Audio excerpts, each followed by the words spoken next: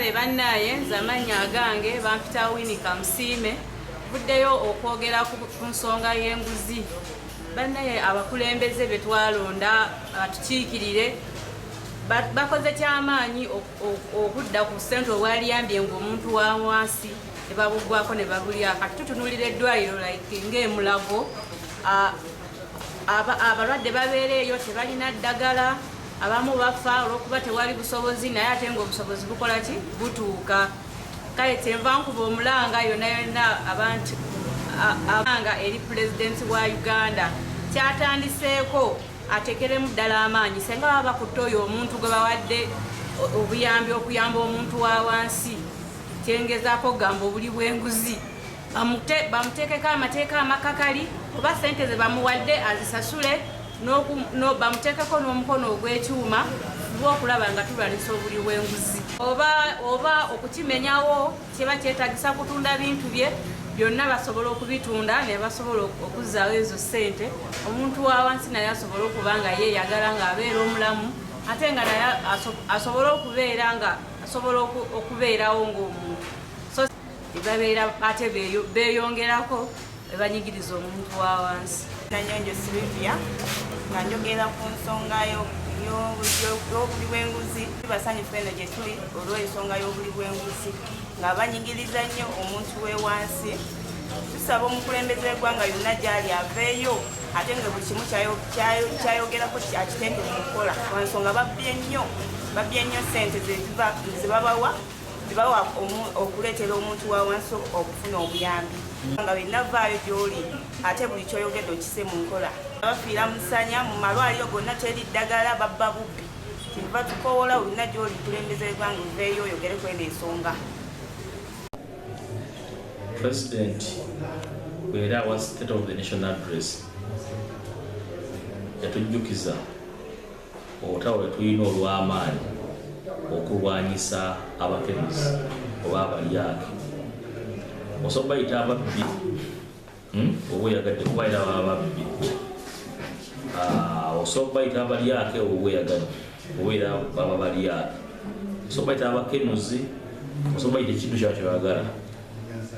Era olutalo pulezidenti azaalulwa n'ebbanga lyonna araisinze awareness ku buli bw'enguzi, engeri y'obunyigizaamu eggwanga. Era pulezidenti ataddewo institutions eziwerako nazoba ne support structure okuyamba okulaba nga balwanyisa obuli bw'enguzi. Unfortunately ebitongole bingi birekinze pulezidenti ddawo tebirwana kimala okulaba nga obuli bw'enguzi bukola ki? Bulinyibwa ku nfette. Ekyokubiri, abakozi ba gavumenti tebalina mwoyo gwa ggwanga, bangi tegubaliimu. Era kyova olabanga pulezidenti bakwata abantu abanjawulo nakolako ekyankwanza eyo, baministers, ba PS, bamemba ba seeke. Kirungi nnyo okuddamu okurevisinga ebirooto by'eggwanga lino n'ebigendererwa byalyo, ne lwaki buli omu ku ffe okuva wansi paka waggulu tulina okwewayo okulwanira lino eggwanga mu buli bye tukola mu mirimu gyaffe, mu ngeri tuweerezaamu bannaffe, n'okwerekereza okulaba nga teweefaako ng'omuntu naye ng'ofa ku ggwanga n'ekkobire gy'okola ki? Gy'oweereza. Kubanga ogwo omululu ogwo ogwa buli kimu kyange nkyagala bwe guviirako obuli bw'enguzi okweyagaliza bwe n'abamu niwerabira banna abalala bwena okuweereza. So pulezidenti babadde kyankwanze yayogedde ku bintu bingi, ekimu ku byo mwabaddemu olutalo lw'abantu abo bali b'enguzi.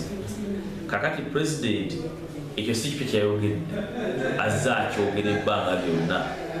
Okitegeera yabadde ali mu kutujjukiza ati nno right now tulina okufokasinga ku lutalo olujja ssente za Munnayuganda ne luziyingiza mu ssente z'abantu abaki mu nsawo z'abantu abatono.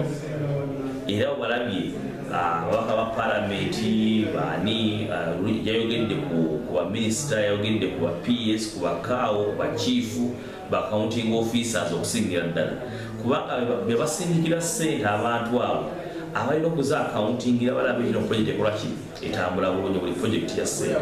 So ojja kusanga nti no RDC ne site etafuna ku report ya ssente nga wezijja naye alina kuyita wano kaawo mwafunye ssente mmeka zakoze eki kimu ku kimu, naye nga channel ya ssente ezo ffe tetukola ki tetuzirabako, tukola omulimu nga namwe omulina okukola ki gwemukola okumonitalinga especially when finals in Mesno yazimbiddwa, Elvis Center yazimbiddwa. So this is an everyday thing that you know about kola. So accounting officer wakuwa milioni ya sente tino genda ozimbe somero oyino kubeka sure zinokola ki this is you. So president agaya muna agenda kwongera mu kubukambo naye kyakikola si just bukambe bwokka naye nga n'okusomeseza abantu lwaki kibi okulya enguzi. Kubesaba zino eggwanga lyaffe liri mu point erumwa mukitakuulira bubi corruption abuuliza bubi Uganda nti abantu babba ssente za Munnayuganda nga balina gwe beebuuzizzaako tebakyaswala. So abantu abo president tumwebaza nnyo, yeebala okuvayo strongly era yeebala okutaking a position in truth, it's a right decision. Tumusaba ayigende mu maaso amaking sure nti okulya enguzi kifuuka kye kizibu nnyo mu ggwanga lino, era nekulaba nti abantu baffe ffenna tusitukira wamutusapotinga president okulakonya ino eggwanga nokaba nga Bannayuganda baweerezebwa bulungi. So eyo point etuwa ekifaananyi tekiri wano wewabeerawo situation yonna nti ssente zakozesebwa bubi, bakansala nga walabye Mwami Odongo abatuufu okuvaayo okolaki okuraisinga complaint. Ogumu ku mulimu gwa kansala okugondoola ssente gavumenti Odongo atugamba mbona alina evidence yaweebwa ssente yennyini nga nakyakoze. So yakoze bubi ogenda ku police n'awaayo obujulizi obwo era mwebaza Mwami Odongo yabanyo yebalire ddala. Naffe tuli mu kusinziira ku bujulizi obwo okunoonyereza ku bantu abo era tukkirize ekkubo ly'amateeka litwale obudde bwalyo bwe banasangibwa nga balina obuzibu bwonna bwe bakola mu sisitimu eyo balina okukoleramu bagenda kukangavulwa bulungi muteekeewo maaso ku lutimbe. Ggwanga tebutandikidde wano mu Mukono district yokka, era buli bwenguzi mu ggwanga kyafuuka kitundu na mpisa yaffe mu Uganda kaakati. Kyo tayinza kwawula ku Bannayuganda bonna okuva ku muntu asookebwako, kubanga enkola y'emirimu n'ebitongole bya gavumenti ebisinga obungi byafa. Abantu bonna abituulamu bakola kufuna ensimbi ezibaweebwa tebazimatira. So Mukono district yemu ku zi district mu Uganda ezitakoze mu guno eno omwaka oba mu kino ekisanja bali mu ntalo. Ogenza okukola service commission tebakasa wakakiiko, beno beekalakasa, bano abalala bagenze mu kooti. Ebyo byonna bikolaga nti enkola y'emirimu mu Mukono district si ntuufu. Kati obuli bw'enguzi bwe bujja seewuunya, era kyangu nnyo okubeerawo obuli bw'enguzi mu Mukono district, kubanga oledde y'empisa ate byonna ebikolebwa tebitegereka bulungi. Lwakuba nti omuntu alina okwekenneenya ekiyitibwa enguzi olina okuba nti omanyi nti bagimpa lwa nsonga eno, nti onampadde enguzi nzibire kino. Naye nga Uganda buli bw'enguzi oyinza kubujjawo, era wendaba bagezaako kugirwanyisa enguzi ntula wansi n'enseka, kubanga ekizibu ky'okugjawo enguzi mu Uganda tekiri ku bano bantu ba wansi, kiri mu nteekateeka na mu nsengeka ya gavumenti ya Uganda. Ebintu byonna byakolebwa ku nguzi ebya Uganda okutuusa nga tumaze okubembulawo ekiriba. Bw'okijja bwoti bappa n'olaba ebbwa nti lyakaze n'olisaako eddagala. Kati ogenda kujja ku poliisi ogjewo enguzi, poliisi yegenda okukwata omuli w'enguzi. So Mukono district okwamu buli w'enguzi eyafuuka mpisa. Ekiri ku pati ya NRM okuba nti Mwami Museveni president wa Uganda bagenze ekyankwanzi, kifo kye bagenzeemu nno kyafuuka nga ki NRM, nenga ekifo kye si NRM. Ekifo kya Bannayuganda bonna nawulwa ddembo kigendamu, nekyafuuka nga kya pati ya NRM. Era ensi yonna kyankwanzi bw'okyogerako oba oyogera ku bintu bya NRM mu ndowooza y'abantu mu Uganda. ekyankwanzi kyebagenza okukolayo bannayuganda kyebana bafunayo bagenda nti bagenza okuwuliriza omulanga gw'abantu kigambo kya nsonga nnyo singa baba nga kibaliko naye kibandisookeddeko kwe kugenda ekyankwanzi abalina obuyinza bavuga bannabo okusooka okuyiga okubawuliriza si kukozesa buyinza nga bo bwe baagala. Lwaki tukwata omuli w'enguzi okumukwata ng'olina kusooka kwebuuza kuba byakwerinda ng'okujja okumwogerako? Lwaki tulonda omuntu ku kifo ate ntumukwasa ebitongole by'okwenda okusooka okumwekenneenya nti obuli bw'enguzi olwokuba nti bufumbekedde mu Uganda ebizibu ebimu kuyeteddwa olekadde kyankwanzi obuzibu buli bumu. Mwai Museveni abasinga obungi pulezidenti wa Uganda bonna abaminisita basinza musinze so bandibadde ng'abantu abakola ensonga zibayinza okumuwabula ziyambeko bannayuganda bw'abawuliriza ne bagatta amagezi bonna ng'ebali bakisobola okujja ensonga emba bannayuganda. Naye kati ekyankwanzi bagenzeeyo baminisita tebalina buyinza. Prime Minister naye mukazi talina buyinza bumala kutambuza mirimu. Minisita ayagala okukozesa eddoboozi ow'ekitiibwa Mayanja ate obuyinza abukozesa nga tagwedde mateeka. Basaana basooke beekubemu ttooki nga pate bo bennyini kabinenti woyo twaseerera. Baminisita ba Uganda luutu eno baseeredde mu bintu bingi. Ono alagira kino, ono alagira kino, ono akola kino, ono akola kino. Basooke batule wansi balabe obuzibu bwe balina buli ludda wa. Olwo baleke bakomere bannayuganda basobola bakulembera obulungi. Ekirala kibandibadde bakola obuli bw'enguzi bufumbekedde mu bo bennyini. Era bakabaka b'enguzi okusinziira ku ekibakola mu kukwata kati abantu abali b'enguzi nga ba NRM kyongera okukulaga nti bali banguzi. Enguzi erina bwefubutuka mu bo bennyini. Bakulaga nti bano baatuula bayise budget bagifune balyeko enguzi 20%. Kugwanga eddamba mulyeko 20%.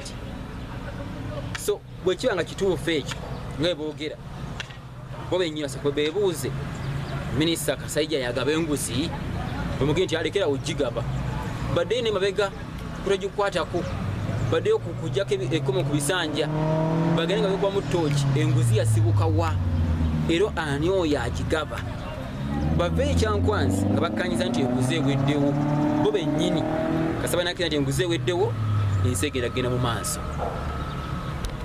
Nya Mawe Simon Peter kansala w'abavubuka Boma Division era minisita w'ebyenjigiriza n'amawulire n'ebyemizannyo mu Boma Division.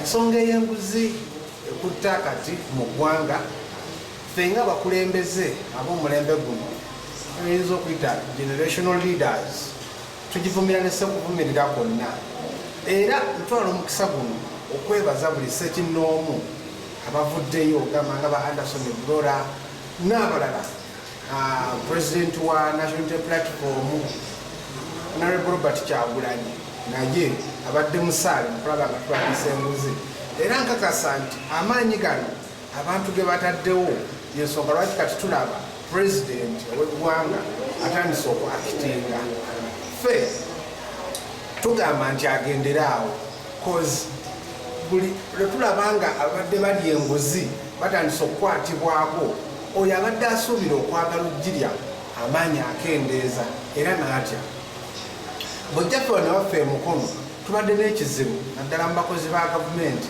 nga bo balina obwannantagambwako nti oli akola ekintu kyonna kyonna with impunity kiteri asobola kuŋŋambako balina omuze gwe badde nga bakozesa nti fe tebatugoba batutransfaringa butransfarians naye omuntu bw'alaba nga bakutte PS ne bamuggalira olw'okulya enguzi bakutte ba honorable members of parliament ne babaggalira olw'okulya enguzi nze ndowooza bajja kutta ku bigere mu nsonga y'okulya enguzi.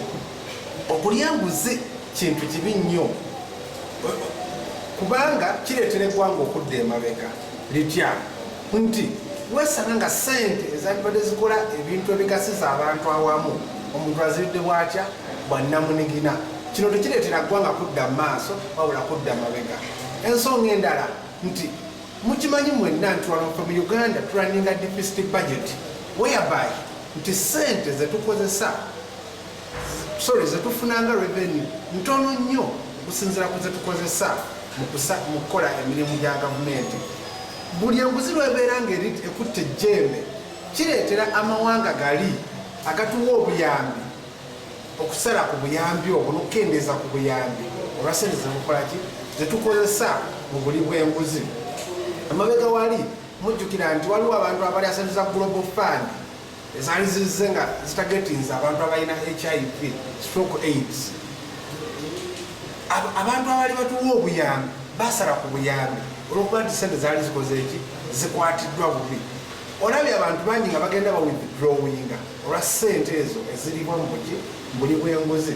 So nze ndowooza tike kaseera buli muntu owa wansi owa waggulu akwatibwako ensonga yonna yenyigire mu lutalo luno olw'okulwanyisa enguzi. Nzikiriza nti nga tuli wamu tusobola.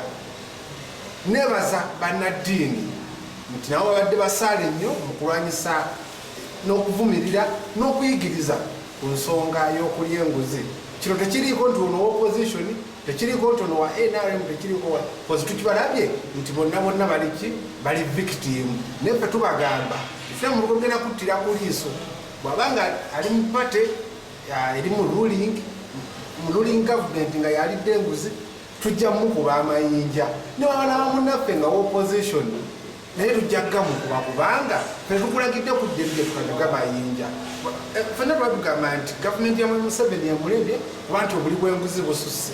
Kati essaawa ya leero bwe tulaba nga ne bannaffe aba opposition nabo benyigira mu nsonga y'okulya enguzi, tetugenda kubattira ku liiso, tujja bagambako. Wabula kyenkubiriza abantu okwetegereza nti mu politics mulimu malice ne propaganda mungi. Tubeere beegendereza batonda bakwogera ku nsonga ya nguzi. Omuntu gwe tuvunaana kituufu yakirya, bwe kitegeerekeka nti yakirya tumukyawonese kukyawa konna. Obusiraamu bugamba nti gwe olaba wali ekibi kijjewo n'emikono gyo n'amaanyi go. Oba tosobola kivumirire, bwe kikulema okuvumirira kikyawe. Kati nsaba tuyitemu avenues ezo okulaba nga tulwanyisa enguzi. Oba oli awo eggwanga lyaffe neddala generation eddako tunaabeera ne eggwanga eritalina nguzi. Ddala kansala Kimba Fred nga nkiikirira Kabagulu wa Dikitete olukiiko lwa chairman Kabanda Robert Peter. Nze nga Kimba Fred ate kansala mukulembeze w'abantu abalondebwa yalondebwa nvumirira ekintu ky'enguzi. Situwali kuttira muntu yenna ku liiso. Omuntu yenna akwatibwa mu musango y'enguzi mu ggwanga oba waawa oteekeddwa okuvunaanibwa engeri yonna batina okuvunaana kubanga ekyo kyekiziza eggwanga lyaffe emabega. Eggwanga lyaffe emabega linaabanga sente zirina okukola oba ebintu ebirina okukolesebwa waliwo ababitukwata ne babibba. Olina bba n'omusango oli ng'alina biliyoni emu obukadde 7 mu lubuto eyagiri eyali badde ekola ebintu ki. Tetugenda kusaagirana muntu yenna mu bwensi eno ne mu ggwanga lino okulaba nti nno nti tutereeza eggwanga. Tugenda n'eno yonna ku byalo wansi mu local government zitutambuliramu. Twetaaga abantu bonna ababinyigidde mu kulya enguzi basobole okukwatibwa bavunaanibwa. Kyabivule nga nteekateeka okuvuganya ekifo ky'obubaka bwa paalamenti obwa mukono South 2026. Kakati tukimanyi bulungi nti enguzi efuuse ekigenge oba yenna mujinga eggwanga gwe lirina olwaleero. Era otunulira alipoota eyafulumizibwa IGG oba kaliisoliiso wa gavumenti Honorable Betty Namisango Kamya yakinokolayo nti ku bajeti y'eggwanga kati for example bajeti ya financial yeno gye twakatandika ya trillions 72 kati ku bajeti eyo trillions 10 buli mwaka zezibbibwa obuba buyita bwesedde mu Luganda obwesedde 10 bwe bubbibwa that is almost 15% bye bitundu nga 15 ku buli 10 sente ezo zibbibwa bubbibwa. Sente ezo sebo zimanyi bulungi nnyo kubanga sente ezo olwaleero Mukono district erina budget ya bukadde nga 5 bulinga mu 5 awo ku 7. Kitegeeza trillions 10 zitambuza Mukono district emyaka 20. Kati sente ezo ezitambuza district ye Mukono emyaka 20 zibbibwa buli mwaka. Era mu lipoota yakiraga nti nno sente ezo zibbibwa abantu 3.3 be balina access be bazitwala. Ate nga bannayuganda tuli miliyoni za 49 okusinziira ku lipooti ya population census gye twakafuna eyakolebwa gye buvuddeko. Kakati abali b'enguzi bakoze kinene nnyo mu kusannyalaza emirimu mu ggwanga. be balabe ba enkulaakulana ya Uganda. Owekitiibwa pulezidenti bw'avaayo n'agamba nti no, imwe mwali musaba ekyojja mu miro omukyala wangali owa Human Rights Commission mumusaba billions 20% ku budget ya Human Rights Commission mugiyise wabakwata amuli w'enguzi tasaana sooka kweyimirirwa ng'era bwe twakiraba waliwo mmemba wa palamenti gwe baali bawadde periro naye ne bagamba ne baddamu ne bamukwata ne bamuzaayo kubanga waliwo kye bayita presumption of innocence. Under that, a person is taken to be innocent not until he is proven guilty by courts of law. Kakati abali b'enguzi mwe beerimbika ne bajjirya nga bamanyi bajja kweyimirirwa. N'olwekyo kino ekyakutandika okubakwata kigenda kutuyambako okulaba nga n'abalina essuubi okwongera ojjirya bafuna kukutya mu mutima n'okuswala. Oba oliawo omuvubi wa wansi eri gyenjagala okiikirira mu palamenti 2026 empunge katosi kuume asobole okufuna services kubanga sente ezandiyambye abantu $5,000 ba akakadde lwaki zigabanibwa abantu abasatu oba 10. Ekyo kibeera kijjaamu, that is impunity of the highest order. N'olwekyo tulina okuvayo nga bakulembeze okuvumirira enguzi. Ku nsonga ya Joel Ssenyonyi, enguzi bali ab'opposition babadde bagamba eribwa BNRM bokka. Naye okumanya nabo ate baweebuuse nabo kati batandise okugirya. Mwami Mathias Mpuuga yeekubana ne ba-commissioners ne beegabanya omusimbi, that is beegabanya biliyoni emu obukadde 7. Kyokka tubadde tukyali ku ekyo ate ne Mwami Ssenyonyi allegations nezijja nti naye yafuna enguzi okuva mu Civil Aviation Authority, ekitongole ekiddukanya ebyennyonyi.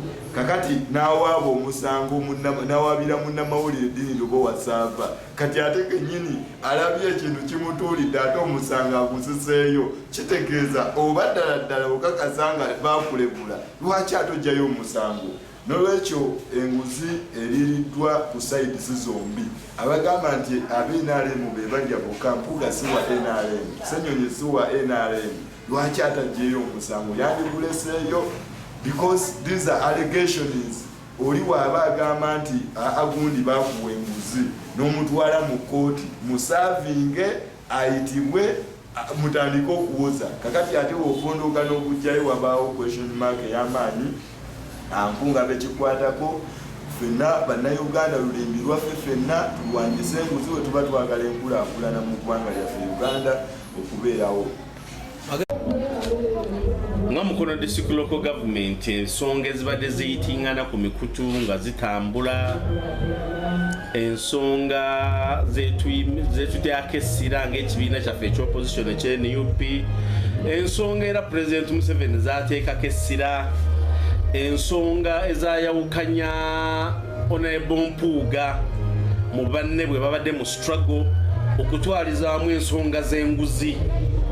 Nga President bwe yagamba nti avudde ku nguzi ezaawagula ajja kudda mu local government, naye alina kye yeerabira ye ng'omukulembeze bwe ensonga z'enguzi ate mu local government zaasukka zaava we zirina okukoma. Engeri gye tulina kye bayita decentralization, in fact obuyinza bwonna gavumenti yabuzza wansi ku bitundu. Kyova olaba nga Mukono District Government tulina budget, twayisa budget ya $7,500, naye omwaka wegenza okuggwerako nga tuli mu budget nga tuli mu $1,000. Omukulembeze ayinza obutategeera zijja zitya, naye mu ssente ezo ezijja okubanga budget yeeyongera twayinamu kye bayita Greater Kampala Metropolitan, naye however much twayinamu neeyo tuyinamu ne irregularities eziva ku Ministry ya Finance, ssente ez'ekiyaayi ze bayingiza mu budget y'e Mukono ate ne baddamu ne bazizaayo. In fact waliyo ne miliyoni 3, waliyo ne miliyoni 3 ezajja nga zirina okukola emirimu. Waliwo engeri gye basamuga ssente mu gavumenti oba obukadde 3 ebyajja nga birina okuyamba ku mirimu. Olumu gavumenti esindika ssente okutuyamba ku bizimbe. Tuba n'amakubo agatali mu budget, ne batuyamba ne batuwaayo ka surplus ssente ze baba balina mu ggwanika lyabwe ne tukola emirimu. Nga bwe mulaba Nabulamba, tulina omugga gw'e Nabulamba gwali gwetaaga ssente obukadde obusuka mu 6 miliyoni 6 mu budget y'e Mukono twali tetuziina nga tetugiinaamu, naye ng'ekkubo lyali essential. Kati gavumenti yatuyamba ne tuwa obukadde bwe 5 ku lukaaga okulaba nga tukole ekkubo lyaffe eryawa ery'e Bulamba. Naye nzio ekiba na NRM okuba nti bava mu NRM ne bagenda mu bibiina okuli Nuupu wakati mu opposition yanga party eriko.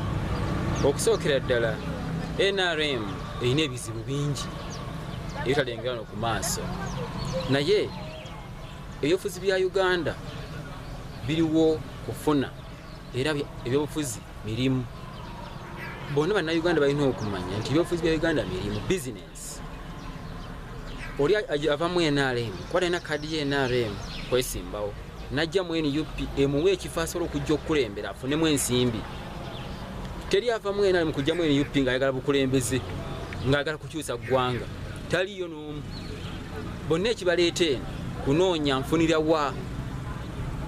Abantu bali mu NUP nga bonna banoonya nyinza okufuna akafo, era buli omu aba alwanyisa munne mu NUP kumusuula ofuna akafo. So abantu ekibajja mu NRM bava eno ofuna bifo, afunya kadi ya movement ng'anywera ng'alinda omusaala nga wangudde akalulu. So ebyobufuzi mu Uganda abantu balina obitegeera bwe bati nti ebyobufuzi mu Uganda business ate yesinga okufuna, era bali b'enguzi bonna bali mu byabufuzi kubanga waliwo ziddirwe ezikutulwa mu byobufuzi. Bannayuganda balina otegeera bannabyabufuzi nti tulina okubemalirako nti wanga ono wa NRM ono wa NUP nedda wa NUP kubanga agenda kufuna omusaala, agenda kufuna ensimbi. Bangi bakuva mu NRM bagende mu NUP singa obeerawo omuwaato gw'okwesimbawo. Wano mu Buganda Kingdom era osinga okuba nti obiraba nti wa NUP mwangu okuwangula okusinga wa NRM. Teri agenda kugenda Kalamojja nga wa NRM aveemu adde mu NUP kenoonya nkyukakyuka. Agenda kuva muno mu NRM nga wali mu Buganda agende mu NUP agenda nti yagala nkyukakyuka, naye enkyukakyuka gye bayogerako ya nsawo ye. Bannabyabufuzi boogera ku nkyukakyuka ya nsawo kubanga ebyobufuzi mu Uganda tewali munnayabufuzi sawa zino agala kujja ku Mwami Museveni. Ekyo kigaba bannayuganda balina okuba nti bakimanya nti tewali nteekateeka yonna yakoleddwa egenda kujjako omuntu akulembedde emyaka 4. Omuntu w'emyaka 4 tebamuggyirako bati ku bigambo nakugenda ng'onyumya mboozi. Mulina okukola strategy nga strategy ya ddala nebeera ngeri planned bulungi okusobola okuggyako omuntu amaze emyaka 4 mu ntebe. So kati bonna bajja batambula lwa kinyumu kufuna bifo kweyongera mu maaso bwe batyo, so si byawo kujja ku Museveni. Eyo enteekateeka tena na kutandikibwako ey'okumugjawo. Bw'otunuulira setup ya politics wa Uganda kasita obeera mu byobufuzi ng'omuntu owagira muntu eyo pati eba teriiwo. Pati zonna zirina okuba nti zirina enteekateeka nti omuntu awagira pati nga newojjako Kyagulanyi nosaako Musoke nosaako Mubiru musigaza eddoboozi lyerimu. Naye omukazi eyazaala ebyobufuzi bya Uganda ali omu baawula taata yekka. NRM Mwami Museveni gwe bayimba kikyamu era NRM pati nnafu singa Mwami Museveni aba avuddewo. Bw'ogenda ku NUP na Kyagulanyi boogera yekka principal. Bw'ogenda mu pati ya FDC ekyagisuula Dr. Besigye kuvaawo kubanga baba n'omuntu omu tebawagira pati. Kyekino kirina okusobola okutereeza mu byobufuzi bya Uganda. Tuyige ebyobufuzi nti otuyingiramu tuwagira pati. Oli ava mu NRM temuwadde kifo kubanga tawagira pati, anoonya kufuna nsimbi. Ava mu NUP nagenda mu NRM kubanga eriyo ssente. Naye singa tuzimba strategy ne bayiga okutegeera ebyobufuzi nga DP ey'edda bwe yali yasemwogerere nti tuwagira pati DP omwana omuzzukulu nga bonna boogera DP. Olwo politics asobola okugjawo omuntu w'emyaka 4.